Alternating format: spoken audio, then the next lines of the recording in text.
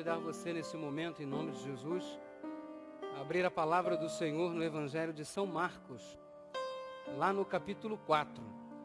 Você que me assiste em casa, através da internet, você que neste momento acompanha a pregação da palavra do Senhor pelo DVD, Marcos capítulo 4, versículo 35 até o 41. Vamos estudar mais um dos extraordinários milagres praticados por Jesus quando aqui na terra esteve. E lembre-se, por favor, você já é um milagre de Deus. Você já é um milagre de Deus. Pastor, eu quero um milagre. Você já é um milagre de Deus. Vira para a pessoa que está do seu lado e diga para ele ou para ela: você já é um milagre de Deus. Faça isso. Deus seja louvado. Permita-me, antes de ler o texto bíblico, falar sobre duas importantes coisas. A primeira é um anúncio. Nós estamos entre os jovens de Minas Gerais, na juventude lá da Associação Mineira Central, fazendo uma corrente de oração. Formou-se um grupo de oração pela internet. E todos os indivíduos que participam deste grupo de oração, eles se comprometem a orar 3 vezes por dia em busca de um milagre. Cada componente do grupo ora pelo grupo como um todo. Deus sabe qual é o milagre que nós precisamos. Então todos nós oramos cada um pelo milagre do outro, a fim de que Deus possa estar realizando a sua vontade no que diz respeito à nossa necessidade de um milagre. 3 vezes por dia este grupo ora no horário que cada um escolher, achar melhor.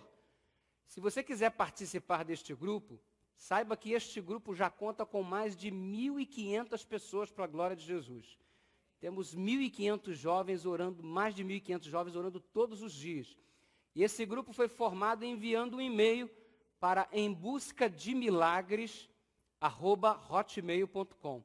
embuscademilagres@hotmail.com. E aí o indivíduo diz: olha, eu vou orar neste horário aqui e quero participar também deste grupo de oração. A segunda coisa que quero lhe dizer neste momento, antes da leitura do texto sagrado, é que lá no Brasil hoje você sabe que é um dia especial. Lá no Brasil hoje é o dia dos namorados. E eu não podia, é claro, começar a mensagem sem antes enviar um recado para minha namorada. Porque afinal de contas, nós namoramos desde os 15 anos de idade. E já são somente 20 anos de namoro, né? E a saudade aperta, às vezes essas séries de viagens que a gente faz para cumprir os compromissos da pregação da palavra de Deus, faz-nos ficar um pouco ausentes. Mas é claro que ausentes fisicamente, mas o coração arde de saudades por aqueles que nós amamos. Então eu queria agora mandar um grande beijo, um terno abraço para minha querida e amada esposa Eliane, que está neste momento nos assistindo pela internet, acompanhada dos nossos lindos tesouros, presentes que Deus nos 2 filhos lindos, maravilhosos, que é o Lucas e a Larissa. O Lucas tem 14 anos e a Larissa tem 8 anos de idade. 2 lindos filhos que, graças a Deus, puxaram a mãe, por isso que são lindos. Né? Esse aí é o mistério da oração intercessória, irmãos, uma benção. Então você ora que o Senhor faz um milagre, né? Então meus filhos são um milagre de Deus, eu louvo o nome do Senhor por isso. Evangelho de Marcos, capítulo 4, versículo 35 até o 41. Acompanhe, por gentileza, a leitura da palavra do Senhor. Marcos, capítulo 4, versículos 35 até o 41, diz assim a palavra do Senhor. Naquele dia, sendo já tarde, Jesus disse: passemos para a outra margem do mar da Galileia. Versículo 36. E eles, os discípulos, despedindo a multidão, o levaram assim como estava no barco. E os outros barcos o seguiam. Verso 37. Ora, levantou-se grande temporal de vento, e as ondas se arremessavam contra o barco, de modo que o mesmo já estava a encher-se de água. E Jesus estava na popa, dormindo sobre o travesseiro. Eles, os discípulos, o despertaram e lhe disseram: Mestre, não te importa que pereçamos? E ele, despertando, repreendeu o vento e disse ao mar: Acalma-te, emudece. O vento se aquietou e fez-se grande bonança. Então lhes disse: Por que vocês são assim tão tímidos? Como é que não tendes fé? E eles, possuídos de grande temor, diziam uns aos outros: Quem é este que até o vento e o mar lhe obedecem? Quem é este que até o vento e o mar lhe obedece? Ele se chama Jesus, ele se chama Emanuel. Ele é o pão da vida, o caminho, a verdade e a vida. Ele é o maravilhoso conselheiro, o Deus forte, o Pai da eternidade, o príncipe da paz. Todo joelho deve se dobrar diante dele, mesmo porque neste momento, o Senhor Deus Todo-Poderoso, que submete ao seu poder, inclusive os fenômenos da natureza, está aqui nesta noite para abençoar a minha vida, a sua vida, e se necessário for, fazer um milagre, daquele que precisamos para dizermos, semelhante ao apóstolo Paulo: Não sou eu mais quem vivo, mas Cristo Jesus vive em mim. Esse, sem dúvida nenhuma, é o registro de um milagre que deve ocorrer na vida de todos nós. O milagre de termos Jesus habitando em nosso coração. Não sou eu mais quem vivo, mas Cristo vive em mim. Eu quero convidar você junto comigo agora, você que está aqui, você que me assiste pela internet, para que possamos agora fechar os nossos olhos, curvar a nossa fronte e pedir para que esse poderoso Jesus possa nos iluminar para entendermos o texto inspirado nesta noite. Pai querido, muito obrigado porque Tu és um Deus de milagres. E muito obrigado porque nossa vida tem sido palco para a manifestação dos Teus milagres. E cada um de nós, neste momento que estamos aqui buscando Tua presença, através da Tua palavra, somos pessoas que já tivemos, estamos tendo ou certamente teremos milagres maravilhosos ocorrendo em nossa vida. E que Tu possas nos ajudar para que, mediante Tua intervenção, não possamos ficar calados, Senhor, mas possamos abrir os nossos lábios em gratidão, em louvor ao Teu nome, por tamanha poderosa intervenção de Tua presença em nossa vida, e que possamos não só estar felizes porque Tu estás conosco, mas também, ó Deus, mediante essa felicidade, termos a alegria de dividir a maravilhosa presença da Tua pessoa em nossa vida com aqueles que ainda não Te conhecem. Que diferença é ter o Senhor em nossa vida. Que diferença é ter a Tua presença na nossa família. Que diferença é ter a Tua palavra guiando os nossos passos. Quando nós olhamos para um tempo passado e percebemos que a nossa vida era sem a Tua direção, hoje percebemos que milagre extraordinário o Senhor já fez em nós. Ao percebermos quão diferente é a nossa vida, porque hoje é o Senhor que guia os nossos passos. E que seja assim por toda a nossa vida. Que nossa prioridade, Senhor, seja única e exclusivamente a execução da Tua vontade em nossa vida, pelo poder extraordinário do Espírito Santo. O Senhor conhece a cada um de nós, sabe o quanto precisamos da ação transformadora do Teu Espírito em nossa vida. Nosso coração se abre para receber Tuas bênçãos neste momento. Fala-nos do jeito que só o Senhor sabe, do jeito que só o Senhor pode. Alcança-nos, ó Deus, em nome de Jesus, amém. Virando-se para a pessoa que está do seu lado, diga: Deus vai abençoar você. Ei, meu amigo, minha amiga, Jesus havia passado o dia inteiro ensinando, o dia inteiro trabalhando. Ao longo de todo o dia, suas atividades foram intensas, cansativas.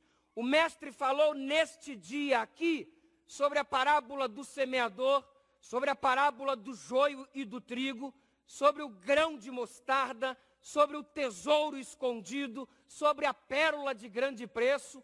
Passou o dia inteiro ensinando. Foi um dia exaustivo, foi um dia cansativo. E você sabe o que significa ter um dia cansativo.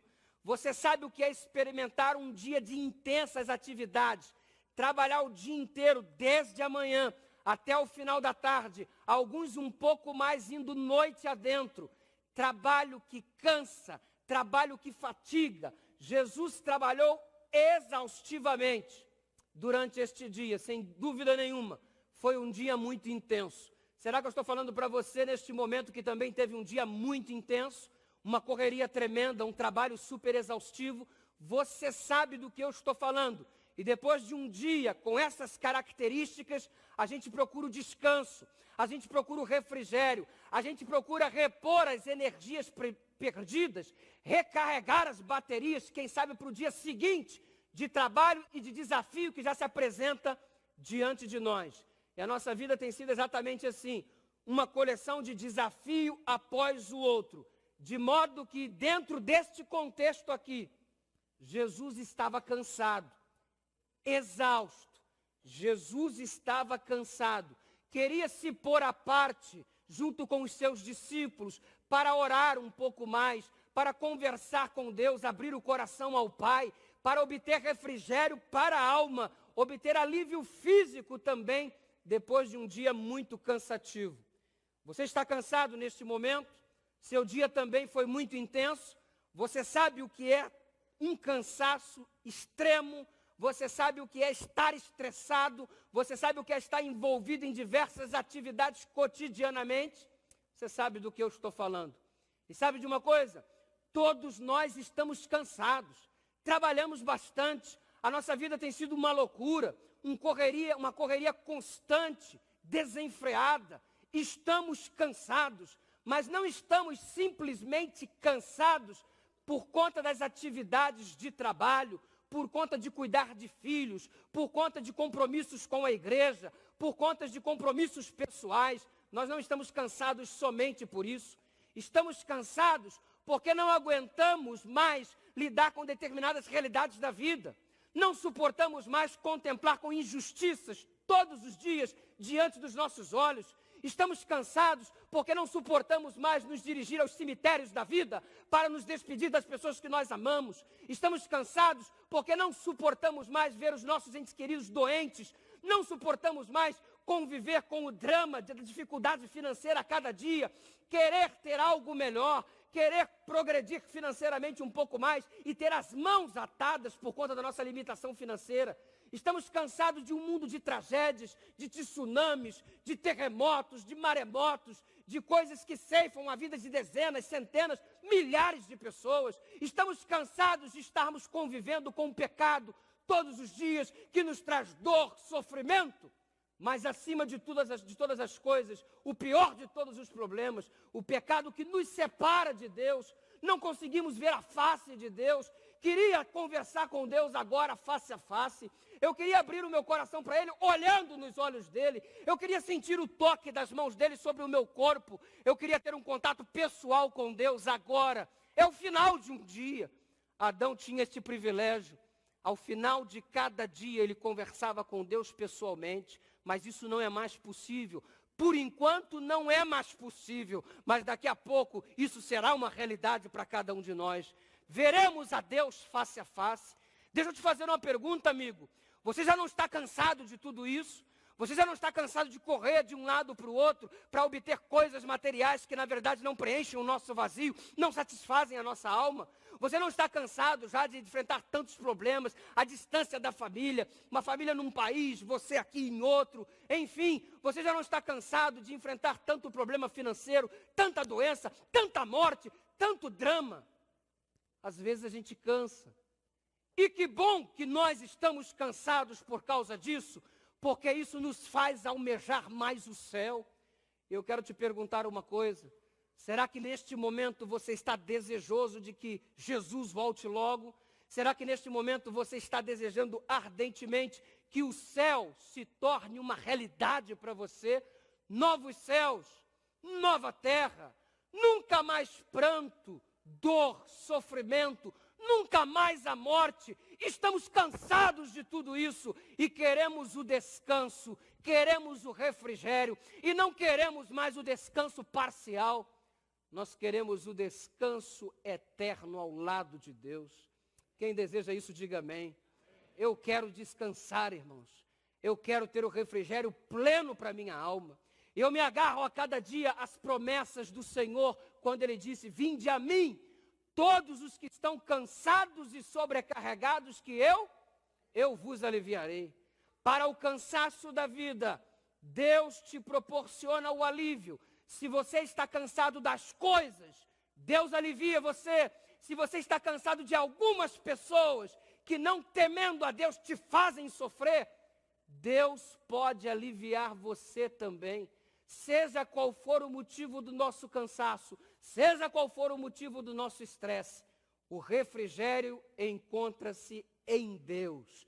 E neste momento, ao entrarmos em contato com a palavra do Senhor, a despeito do motivo que te leva a estar cansado, estressado, Deus, neste momento, vai operar o milagre de refrigerar a tua alma em nome de Jesus. Se você acredita nisso, agarre-se a essa promessa. Vinde a mim todos os que estão cansados e sobrecarregados, e eu vos aliviarei.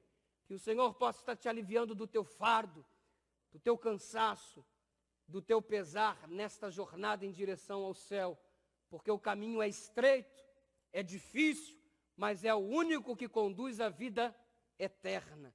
Vamos perseverar. O dia do Senhor não foi fácil. Foi um dia de muitas atividades, de muitas lições, como lhes citei anteriormente. E agora chegou o momento dele descansar. E como é que Jesus descansava? Simplesmente dormindo? Não. Ele gostava de se pôr à parte para orar. Ele gostava de obter o refrigério para a sua alma, primeiro orando. O descanso espiritual era o mais importante, para depois buscar então o descanso físico. Diz a Bíblia que eles entraram num barco e se dirigiram mar adentro. E o mar que vos falo, trata-se do mar da Galileia. Ei, queridos, vamos examinar agora o contexto para entendermos melhor o texto. O cenário onde se desenvolve o milagre praticado e estudado neste momento, praticado por Jesus e estudado por nós, o cenário deste milagre é o mar da Galileia. O mar da Galileia também era conhecido como mar de Tiberíades, ou seja, mar da Galileia é a mesma coisa que o mar de Tiberíades. Aliás, ele é chamado de mar, mas na verdade é chamado de mar por causa de suas proporções, porque na verdade é um acúmulo imenso de água doce, não de água salgada. Pastor, como é que se formou este lago aí da Galileia, este mar da Galileia, este mar de Tiberíades? Os estudiosos dizem que ali bem próximo ao mar da Galileia existe um monte alto com cerca de 3.060 metros de altitude. Este monte é o Monte Hermon. O Monte Hermon fica próximo ao mar da Galileia, ao lago de Tiberíades.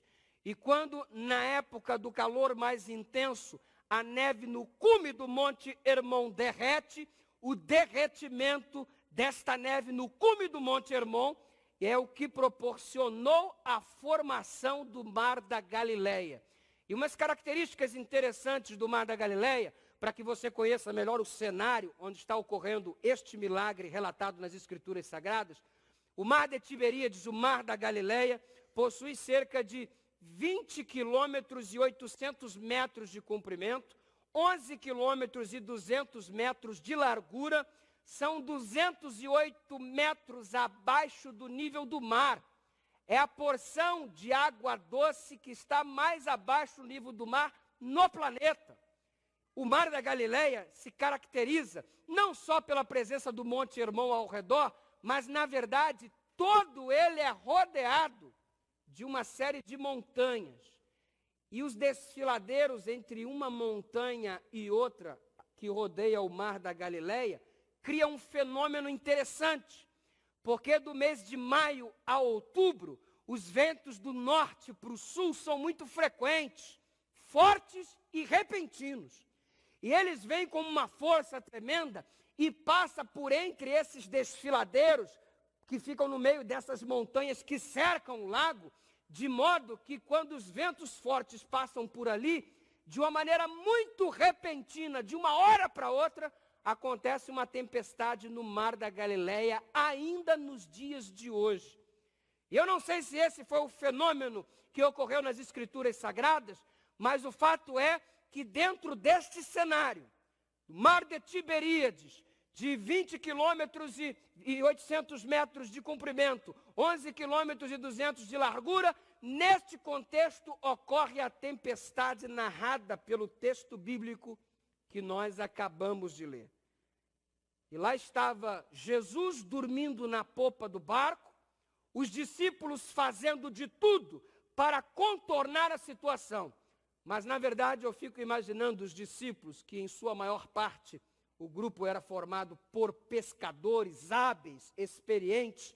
É óbvio, estavam ali tranquilos, estavam acostumados a lidar com tempestade. Aliás, muitos deles passavam noites e noites pescando, lidando com o mar revolto, com o mar em turba. Enfim, eram indivíduos experientes, hábeis para lidar com tempestade.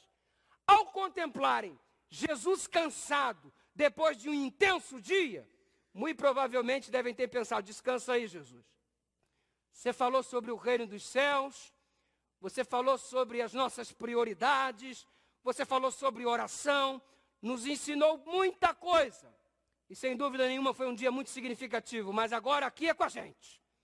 Aqui é conosco, Jesus. Pode dormir em paz, que de tempestade nós entendemos. Está cansado? Dorme aí. Pega o travesseiro e fica tranquilo, que daqui para frente é com a gente, Jesus. Daqui para frente, o problema a gente resolve. E os indivíduos estavam lá administrando o barco. É muito perigoso desenvolver uma autoconfiança que nos gera uma independência de Deus. É muito perigoso pensar que Jesus está tão perto, mas ao mesmo tempo tão distante de nós por nossa própria culpa e por nossa arrogância, por sabermos ou pensarmos que as tempestades nós podemos lidar com elas a partir da nossa experiência, a partir da nossa cultura, a partir das nossas características particulares e pessoais. Enfim, os discípulos estiveram prestes a se afogar naquele mar tempestuoso e revolto. Sabe que um dia eu fui fazer um acampamento num período de carnaval, e se não me falha a memória, foi no ano de 2007 ou 2008. Eu me dirigi ao Triângulo Mineiro para participar dos acampamentos daquela região. Eu fiquei pregando durante o período de carnaval num acampamento de uma das igrejas lá de Uberlândia, mas em um dia da semana eu apanhei o quarteto que estava me acompanhando nos apelos e na parte musical das mensagens, e nós nos deslocamos para uma cidade ali mais ou menos próxima de Uberlândia, e nós fomos lá para aquela cidade participar naquele dia, na parte da tarde, daquele acampamento de carnaval. E fomos até lá, chegamos lá por volta das 2 da tarde aproximadamente, e os irmãos estavam nos aguardando assim, ansiosamente, e no meio da tarde todo mundo parou, o pessoal saiu do rio, o pessoal parou de brincar, de se divertir, e todo mundo se concentrou, fizemos um culto, eu preguei, o quarteto cantou, depois do culto fizemos uma palestra, passamos a tarde toda ali muito agradável com os irmãos da igreja, e como o calor estava muito intenso, o dia ainda estava muito claro, todo mundo: pastor, agora que terminou o culto, pastor, agora que terminou a palestra, troca de roupa aí, vamos para o rio, vamos brincar, vamos nos divertir. E nós trocamos então de roupa, fomos acompanhar os irmãos, o pessoal do quarteto foi também, e fomos lá em direção àquele rio bonito que tinha lá naquela região. E estávamos lá nos deleitando, quando alguém, querendo assim, nos proporcionar agradáveis e emocionantes momentos, vira para a gente e fala: pastor, vamos ali na parte mais funda, porque o senhor está vendo que tem uma queda ali d'água, e a queda realmente formava uma espécie de cortina de água, E eu fiquei observando aquela cena bonita, maravilhosa. E ele falou, pastor, o gostoso daqui é a gente caminhar por trás dessa cortina de água e lá por trás dela saltar de lá em direção aqui a esse poço aqui enorme que tem. É uma sensação maravilhosa, pastor. E todo mundo assim começamos a olhar um para o outro, né? E ninguém queria se acovardar diante do desafio. E o pessoal, e aí, pastor, vamos ou não vamos? Vamos embora então, vamos embora. Vamos seguir o rapaz aqui. E seguimos o rapaz, eu, mais o quarteto, e entramos ali por trás daquela cortina de águas, e ficamos ali por trás nos posicionando, e todos nós estávamos seguindo o indivíduo, porque tinha um lugar certo, exato, para pularmos. Porque senão corria um risco muito grande de nos afogarmos. Uma vez que a água caía, proporcionava um turbilhão, e se você caísse naquele turbilhão, a sensação era maravilhosa, parecia que você estava dentro de um liquidificador sendo batido. Então, pastor, muito cuidado aonde o senhor vai pular, porque se pular errado, a gente pode se afogar. E eu fica tranquilo, eu estava logo atrás dele, o quarteto atrás de mim, estávamos caminhando ali por trás do lençol de água, por trás daquela queda bonita, não enxergávamos nada, apenas aquela água caindo na nossa frente. Tínhamos que pular exatamente aonde ele pulasse. E para piorar a situação, ele escorregou. E ele foi antes. E nós nos desesperamos. Meu Deus, onde é que a gente vai pular agora? Porque ele caiu, ele escorregou literalmente e foi embora. Será que a gente vai pular aqui?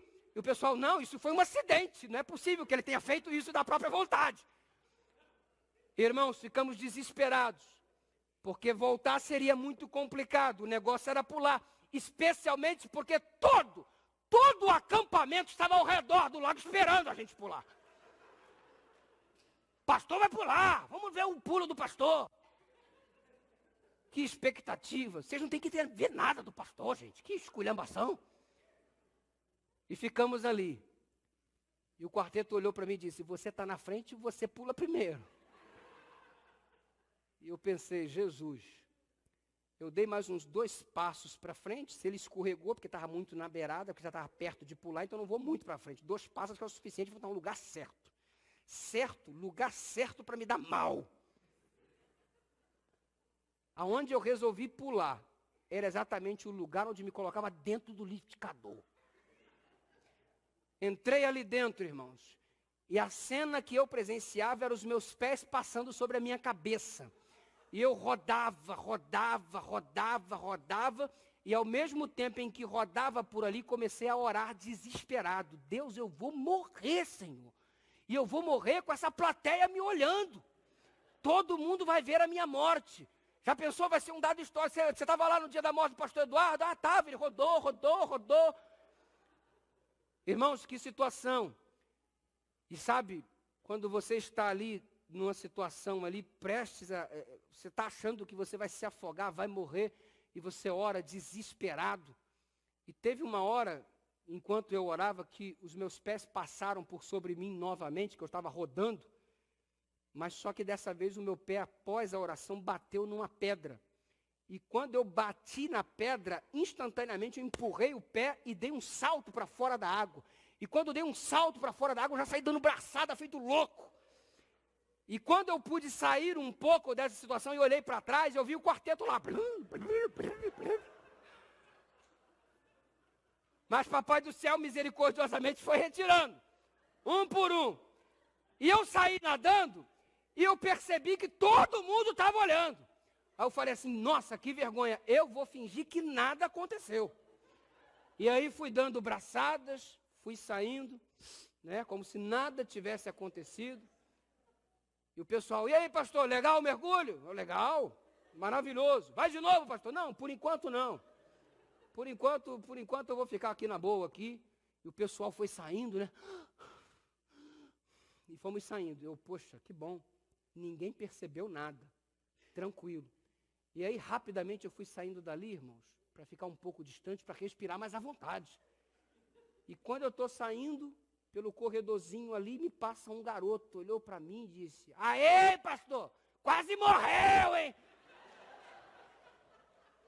Que vergonha. Eu fui para ali para ser algo útil para o acampamento, e eu fui muito útil para que todos rissem de mim o resto do acampamento. Quase me afoguei. Mas não, eu era muito experiente. Eu sei nadar, eu sei lidar com a situação. Imagina que eu vou ficar batendo como se fosse num liquidificador. Às vezes a gente confia demais na nossa própria capacidade para enfrentar circunstâncias difíceis. Os discípulos estavam muito tranquilos. Jesus, pode dormir aí. Estamos acostumados, somos experientes, vamos controlar essa embarcação e água é com a gente. Se alguma tempestade de repente acontecer e fomos arremessados aqui para fora do barco, estamos acostumados, é tranquilo, ninguém aqui jamais vai morrer afogado. A gente não teme a morte no meio do mar, a gente não tem medo, a gente não se sente inseguro ao enfrentar tempestades, porque estamos acostumados. Afinal de contas, surge, na verdade, uma indagação na nossa cabeça. Por quê? Por que Deus permite determinadas tempestades, determinados turbilhões na vida? Por que Deus permite que de vez em quando tenhamos a sensação de que estamos rodando dentro de um liquidificador nesta vida, dando voltas sem sair do lugar, e parece que vamos ter a nossa vida findada por conta das circunstâncias difíceis? Por que Deus às vezes permite que quase nos afoguemos na tempestade da vida? E quando eu falo de tempestade, eu estou tomando por sinônimo esses problemas que você está enfrentando, esses problemas que fazem parte do teu cotidiano, esses problemas que estão deixando você cada vez mais cansados deste mundo. Por que Deus permite todas essas tempestades? Porque tempestades são sinônimos de problemas. Por quê? Eu poderia, de repente, colocar algumas questões diante de você, e você analisa o seu contexto de vida particular. Será que Deus permite tais tempestades, tais turbilhões, para que nos coloquemos no nosso lugar? Porque, afinal de contas, não, eu estou acostumado com tempestade, eu cuido, eu resolvo, eu dou conta. Aí, de repente, quando entramos no turbilhão da vida, percebemos que a coisa é mais forte do que nós imaginávamos, é mais pesado do que nós pensávamos, e de repente aquela força que nós acreditávamos que tinham para lidar com a tempestade, ela foge. Ou, na melhor das hipóteses, ela não existe. Por que Deus permite esta tempestade? Para que eu me coloque no meu lugar, para que eu saiba quem eu sou, para que eu desça um pouco do palco, do pedestal onde me ponho, e eu reconheça que soberano é Ele, e que eu não passo de um pequeno ser humano. Desce do palco, amigão. Ponha-se no seu lugar. Todo-Poderoso é somente Ele. Você não é autossuficiente. Tudo o que você tem e tudo o que você pode é Deus que te dá, é Deus que te capacita. Nós não somos ninguém sem Ele. Talvez Deus permita a tempestade por um outro problema, por uma outra questão, para reconhecermos quem é Jesus. Não conheceríamos Jesus de fato se não passássemos por determinadas circunstâncias. Não teríamos o conhecimento pleno de Deus se não atravessássemos de repente o vale da sombra da morte. Ei, você acha que Jó teria sido o Jó que foi se não tivesse passado pelo que passou? Você acha que Jonas teria sido o homem que foi se não tivesse enfrentado aquela tempestade, se não tivesse passado por aquele momento lá no ventre daquele grande peixe? Você acha que Moisés teria sido lapidado como foi se não tivesse atravessado cada circunstância difícil? Você acha que Davi teria sido o homem que se tornou segundo o coração de Deus se não passasse por aqueles turbilhões, por aquelas tempestades? Você acha que Daniel teria se tornado o homem que se tornou se não passasse por tais tempestades? Por que Deus permite a tempestade? Porque é lá na tempestade que temos um conhecimento mais íntimo de Deus. Caso contrário, não teríamos. Ele não envia a tempestade, mas aproveita a mesma para se revelar para nós. Por que ao invés de ficar reclamando tanto da tempestade, você não aproveita para conhecer um pouco mais de Deus na tua experiência, no teu relacionamento? Por que Deus permite a tempestade? porque ela nos prepara para circunstâncias maiores e melhores. Na verdade, ela às vezes é permitida por Deus em nossa vida, porque muitas vezes nós estamos frios na fé. Será que eu falo para alguém que está frio na fé neste momento? Desanimado, desmotivado? Sabe do que você está precisando? De uma boa tempestade na tua vida. Sabe do que você está precisando? Cair num liquidificador da vida e ficar batendo e vendo os pés passar por cima da tua cabeça, para de repente você clamar pelo Deus dos exércitos. Você está frio na fé? Está desanimado? Está magoado? Está chateado? Não quer vir mais à igreja? Está querendo abandonar Deus? Está querendo desistir do Evangelho? Você está precisando de uma tempestade para sacudir a tua vida, para que você abra os olhos e perceba que a vida não é do jeito que você imagina.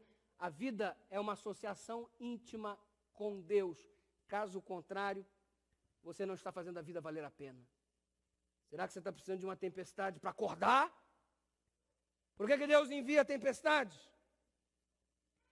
Para que eu não fique achando que esse mundo é bom demais. O que é isso? Eu visto o que eu quero, eu como o que desejo, eu compro o que eu quero, vou aonde quero, passar férias quanto tempo eu quiser, que vida boa, eu tenho uma casa legal, eu tenho um carro bacana, tenho os filhos maravilhosos, todos eles estão com saúde, meu casamento é maravilhoso, tudo funciona às mil maravilhas na minha vida, nossa, que mundo legal! Ah, Jesus vai voltar para me dar um novo céu, uma nova terra. Ah, Jesus vai voltar para que eu tenha felicidade eterna. Não precisa ter muita pressa não, porque minha vida aqui está legal. Estou bem. Opa, tem saúde.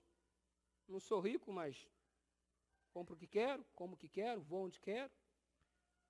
Tenho muitos amigos, minha vida aqui está bacana.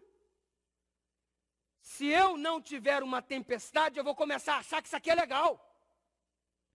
A vida aqui é boa. Eu fico às vezes pensando, eu fui uma vez pregar numa igreja muito rica. E fui almoçar na casa de um irmão muito rico. E eu cheguei lá, né? Aquela casa gigante, extraordinária. Nunca fui em um lugar tão grande toda a minha vida. Talheres que você olhava, dava para pentear o cabelo, amigão. Fui até o local lá para lavar as mãos. A maçaneta do banheiro era folheada a ouro, amigão. A torneira do camarada era de ouro. Vou falar para um irmão desse, aí irmão, vamos para o céu, andar em rua de ouro. Minha torneira é de ouro, pastor. Que vidão! Se não tiver tempestade, vai começar a achar que a vida aqui é legal. Não vai ter tanta pressa de ver Jesus. O crente precisa passar por alguma tempestade. O crente precisa estar envolvido em algum turbilhão de dificuldades, porque isso, no final das contas, faz bem para nós, irmãos. De vez em quando, a gente precisa entender a declaração da Bíblia quando diz: melhor é ir a uma casa onde tem luto. Porque toda vez que a gente vai a um funeral, no final a gente diz: Jesus, volta logo, porque eu quero ver esse meu ente querido que acabo de me despedir. Agora, quando nós vamos à festa, parece que tudo é muito bom e a vida aqui é legal. E agora eu quero te perguntar, você está com pressa que Jesus volte ou você está muito feliz com a tua vidinha? Não se acomoda, querido. Porque se você se acomodar para o teu próprio bem, eu gostaria que Deus enviasse uma tempestade para você. Porque se nos acomodamos, esfriamos na fé, perdemos a intimidade com Deus. E o próprio Davi dizia: foi-me bom ter passado pela aflição, para que eu conhecesse um pouco mais o Senhor, os teus preceitos. Aliás, já que tempestades são sinônimos de problemas, você poderia levantar um histórico de tempestades. Quantas e quantas pessoas se aproximam: pastor, ore por mim, porque eu estou no meio de um turbilhão de uma tempestade. Pastor, clame ao Senhor por mim, porque eu sinto que o mundo está desabando sobre a minha cabeça. Pastor, minha mulher me traiu e está com 5 meses de gravidez do amante. Minha vida está arruinada, pastor. Uma tempestade. Outro dia me procura: pastor, minha vida está acabada. Por quê, irmã? Pastor, eu não consigo viver bem com meu esposo, porque eu passei a vida inteira sendo abusada pelo meu pai. Tempestade, maremoto na vida, é ver a vida com os pés passando sobre a sua cabeça e com a sensação de que você vai se afogar. Notícias que destroem você, familiares que se perdem. Nesses dias eu estive participando com um amigo de um momento muito triste da vida dele. O irmão foi assassinado. E ele desesperado, inconsolável. Tempestades. E eu quero te fazer uma pergunta em nome do Senhor Jesus. Qual é a tempestade que você está envolvido? Qual é o turbilhão de problemas que está acometendo você? Quer ver um homem que passava por tempestades? Dá uma olhada na palavra, 2 Coríntios capítulo 11, versículo 23 ao 27. Você vai entender do que eu estou falando. E eu estou falando de um homem que sabe tudo sobre tempestade. E este homem chama-se o apóstolo Paulo. Aqui no 2 Coríntios, no capítulo 11, no versículo 23 até o versículo 27, ele diz assim: são ministros de Cristo? Falam como fora de mim. São ministros de Cristo? Eu ainda mais. Em trabalhos, muito mais. Muito mais em prisões, açoites sem medidas, perigos de morte, muitas vezes. 5 vezes recebi dos judeus uma quarentena de açoites menos um. 3 vezes fui fustigado com varas, 1 vez apedrejado, em naufrágio 3 vezes. 1 noite e 1 dia passei na voragem do mar. Em jornada, muitas vezes, perigos de rios, salteadores, perigos entre patrícios, perigos entre gentios, perigos na cidade, no deserto, no mar e entre falsos irmãos.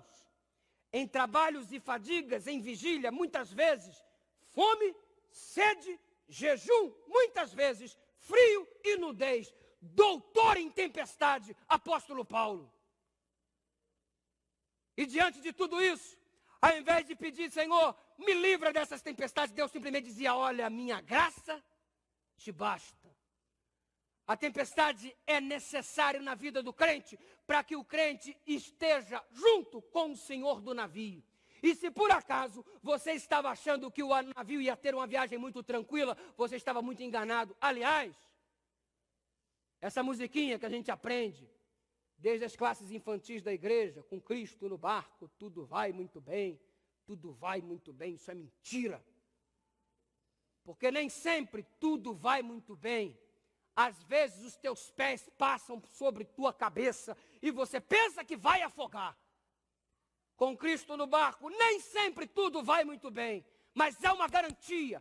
Tudo vai terminar bem, porque Ele está no controle da embarcação.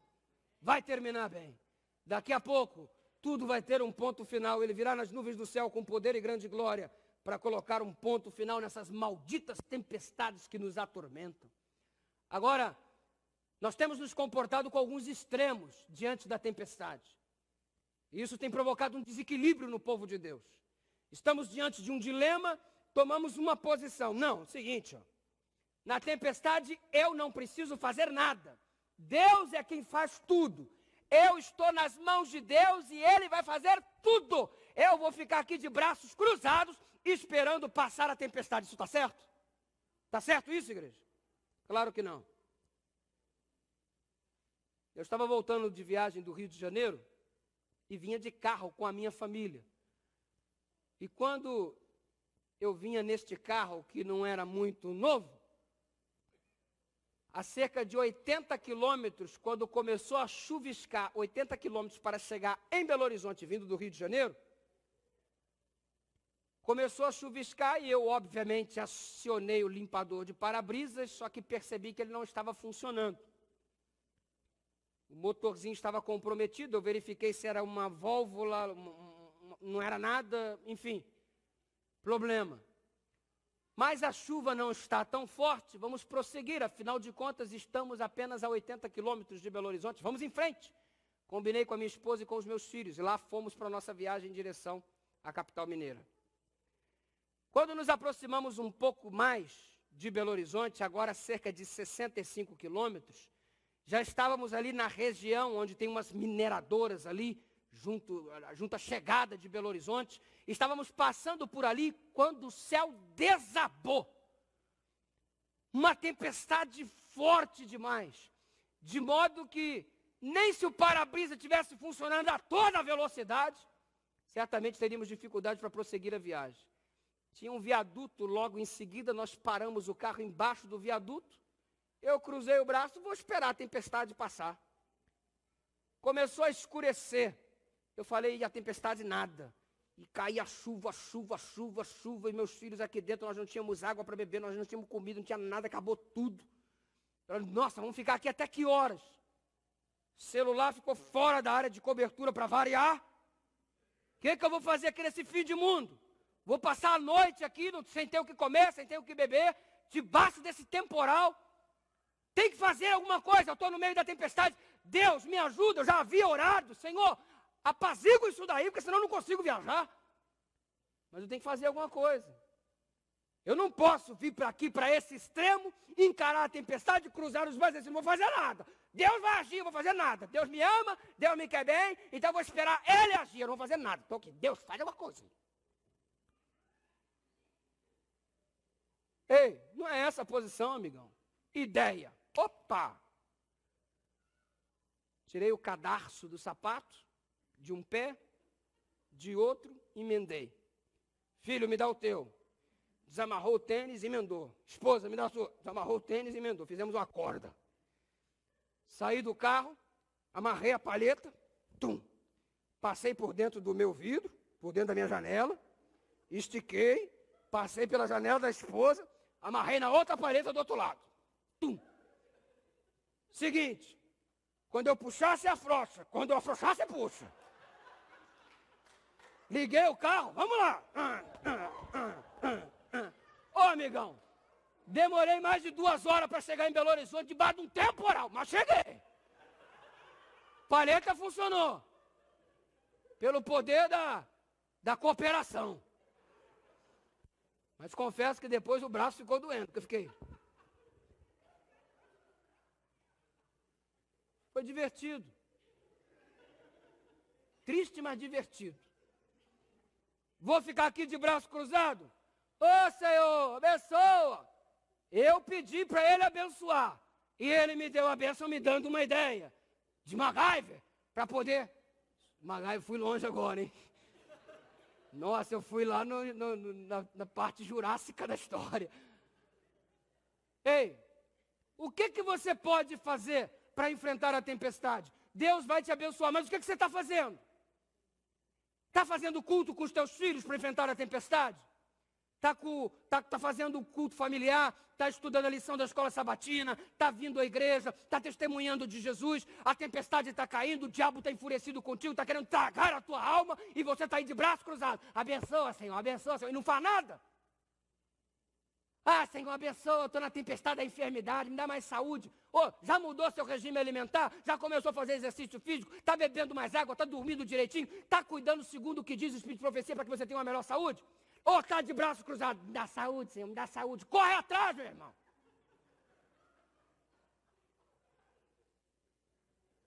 Fica esperando as coisas cair do céu, depois, Deus não me ama, nada acontece. É um extremo. É um extremo. Agora olha o outro extremo. Não, Deus, fica tranquilo. Precisa nem ter trabalho comigo que eu resolvo. Tá? Deixa comigo. Olha como é que eu faço com a palheta, Senhor. Precisa nem do Senhor, não. Fica descansando aí. Vai cuidar lá do pastor Jimmy, que ele deve ter uma coisa para resolver.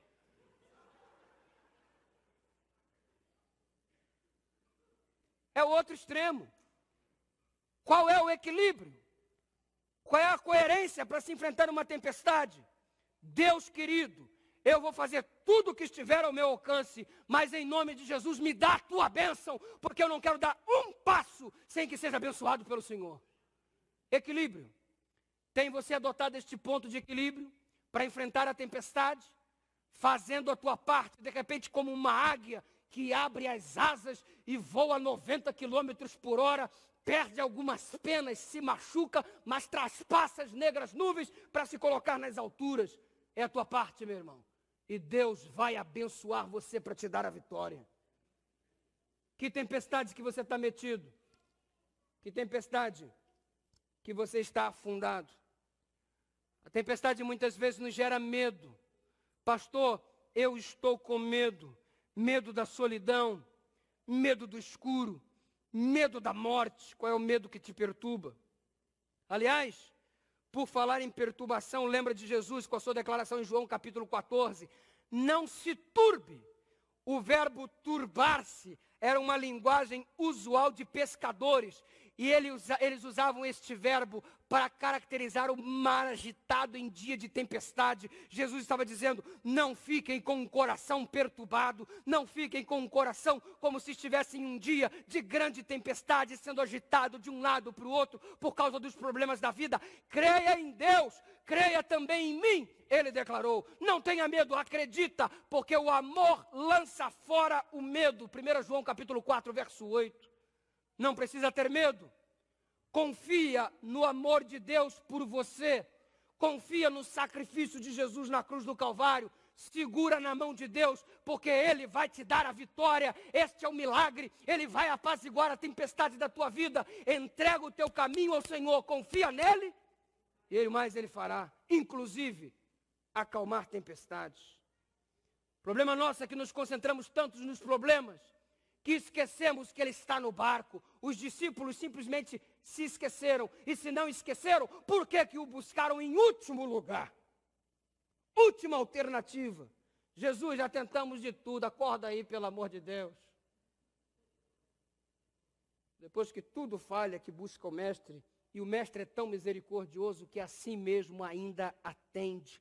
A tempestade não incomoda Jesus, ele dorme tranquilamente, mas quando o filho grita, Mestre, ele acorda.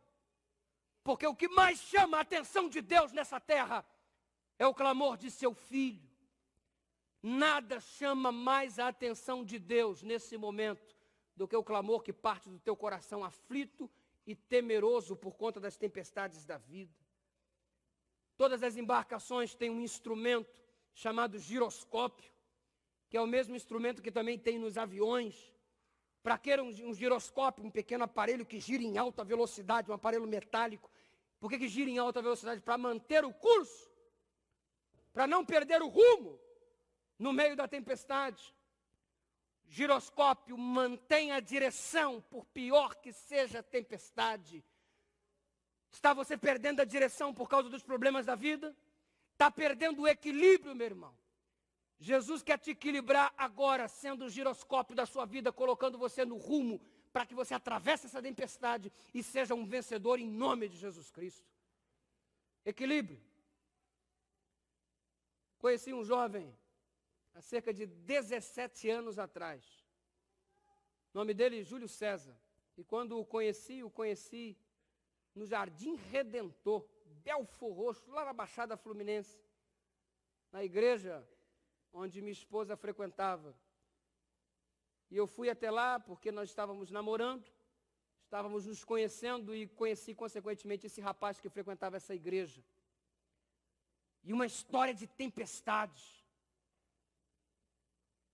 E sabe, o tempo passou e eu fiquei 17 anos sem ver esse indivíduo. E finalmente o reencontrei agora, no início do ano, no mês de janeiro, quando participando de um projeto missionário denominado Missão Caleb, onde os jovens dedicam as suas férias para trabalhar no evangelismo, numa cidade onde existe pouca presença adventista ou nenhuma. E o que fez o Júlio César? Se alistou para participar na Missão Caleb. Eu vou dedicar parte das minhas férias para Jesus. E quando eu fui visitar um dos pontos da Missão Caleb, lá na associação onde sou o líder do Ministério Jovem, no mês de janeiro, mais especificamente na Serra do Salitre, distrito de Patrocínio, Triângulo Mineiro. Cheguei lá naquela pequena cidade e quando chego lá para visitar os Calebs, apenas 6 pessoas, dentre eles o Júlio César, que não via há 17 anos. E o Júlio César sempre teve uma história que sempre me chamou a atenção. Ele se envolveu num acidente onde o seu próprio irmão pôs fogo nele, quando pequeno. Queimaduras nos braços, queimaduras no rosto, junto à mandíbula, de modo que a cicatriz resultante da queimadura fez com que sua pele ficasse bastante esticada, dificultando para ele a movimentação do maxilar, de modo que ele não tem tanta articulação quanto eu e você temos para falar. Então ele fala, mas ele fala com um pouco de dificuldade por conta da sua grande cicatriz. Mas ele foi crescendo. E pouco tempo depois percebeu uma dificuldade no seu globo ocular. E cada dia que passava estava enxergando com mais dificuldade. Procurou o médico e fez um acompanhamento. E o médico percebeu que ele estava com uma doença que estava consumindo o seu globo ocular. E o resultado final, teve que se submeter a uma cirurgia. Um dos seus olhos foi arrancado. E no lugar foi colocado uma prótese de vidro. Queimaduras pelo corpo. No lugar de um dos seus olhos, um olho de vidro. O tempo foi passando. E como se não bastasse já essas duas tempestades, esses dois turbilhões, agora um novo.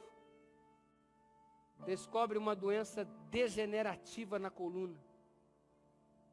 É possível que daqui a alguns anos ele não mais tenha a possibilidade de se locomover tão bem quanto nós nos locomovemos, porque a sua coluna está sendo atingida por essa doença degenerativa. Deus não gosta de mim para me mandar tanta tempestade assim, tanta tormenta. Primeiro foi a queimadura pelo meu próprio irmão, agora eu perco a capacidade de enxergar em uma das minhas vistas. E agora uma doença degenerativa na coluna, que me impossibilita desenvolver as atividades normais como qualquer outra pessoa. Tem muita gente que toma uma posição diferente nas tempestades.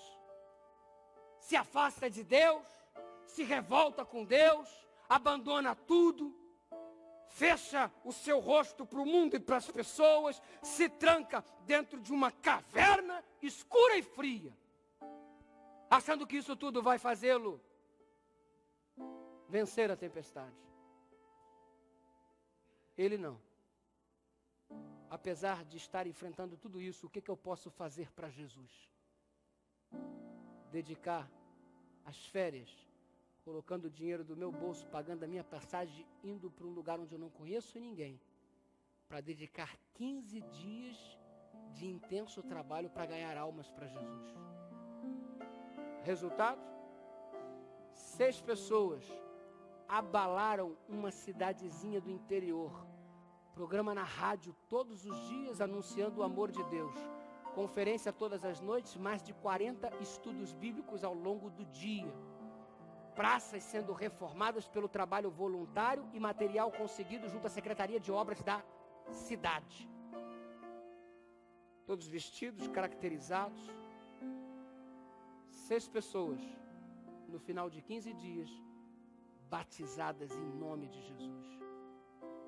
Tudo por quê? A posição que você escolhe para estar no meio da tempestade. Vai cruzar os braços, reclamar da vida, faz tudo, Senhor? Ou vai ficar aqui e dizer, deixa que eu faço tudo e se arrebenta do mesmo jeito? É colocar nas mãos de Deus e não abandoná-lo, por pior que seja a tempestade da sua vida. Eu quero te fazer uma pergunta neste momento em nome de Jesus. Qual tem sido a tua tempestade? Onde você pressente que de vez em quando parece que você vai se afogar? O Senhor Jesus quer fazer um milagre na tua vida de te acalmar essa tempestade, porque ela tem um propósito, é para você ficar mais perto dele. E ao invés de se afastar de Deus, você precisa segurar mais firme nas mãos do Senhor. E a despeito da tempestade, por mais cruel que seja, tua vida tem que ser uma bênção em nome de Jesus. E o Senhor te chama neste momento, você que me assiste por intermédio da internet, você que está me assistindo por intermédio deste DVD, o Senhor te chama para ser o teu companheiro no meio desta turbulenta tempestade. Mas você precisa tomar uma decisão, fazer a tua parte, entregar o teu caminho nas mãos de Deus. E como é que você pode fazer isso? Ao ouvir esta canção, que a Dalva vai cantar agora.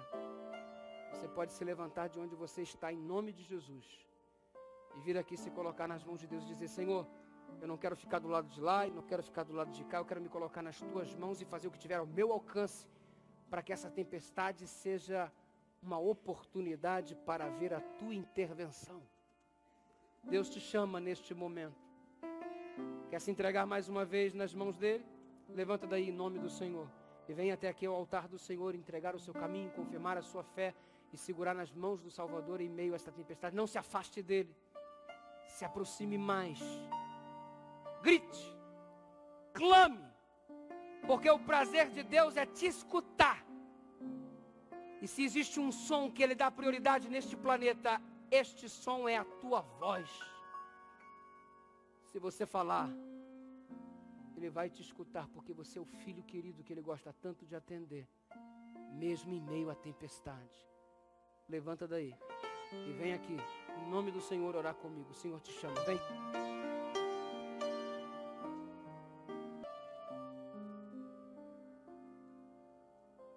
Querido Deus, Paizinho, nós queremos colocar neste momento a nossa vida nas tuas mãos. Queremos que tu ouças o nosso clamor em meio à tempestade e venha nos socorrer, porque nós não queremos que o barco afunde e nos afoguemos. Salva-nos, o teu povo te clama, ó Deus. Tenha misericórdia de nós. E se porventura temos nos comportado num extremo de nos sentirmos autossuficientes para enfrentarmos a situação sozinho, nos perdoa. E por outro lado, se temos cruzado os braços, esperando que tu ajas sozinho, sem que façamos a nossa parte, nos perdoa também. Queremos nos colocar nas tuas mãos e fazer tudo o que estiver ao nosso alcance para que a nossa vida seja uma bênção e uma glória ao teu nome. Toma nas tuas mãos o teu povo que clama aqui, que clama através da internet, ou que nos assiste por intermédio deste DVD. Que tua bênção repouse sobre a nossa vida, em nome de Jesus.